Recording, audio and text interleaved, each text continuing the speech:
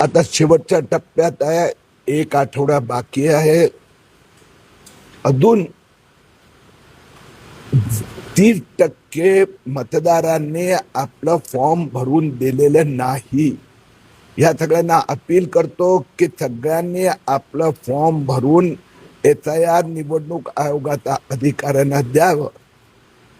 त्याचबरोबर जे मशिदीतून मोठ्या प्रमाणात बोगस फॉर्म भरण्याची प्रक्रिया सुरू आहे, इथे पण हिंगणघाट आणि तिथे 8,000 असे बोगस जे इथे राहत नाही, मूळचे इथले नाही, बांगलादेशी यांनी फॉर्म भरलेला असं माहिती मिळाली आहे. महाराष्ट्रात आमच्या माहितीप्रमाणे आतापर्यंत 40 लाखहून अधिक बांगलादेशींनी अशा प्रकाराने फॉर्म बोगस डॉक्युमेंटच्या आधारावर दिले आहे. या सगळ्यांच्या संबंधात आम्ही ऑब्जेक्शन घेणार आणि महाराष्ट्राच्या मतदार यादीत एक पण बांगलादेशीचं नाव राहणार नाही.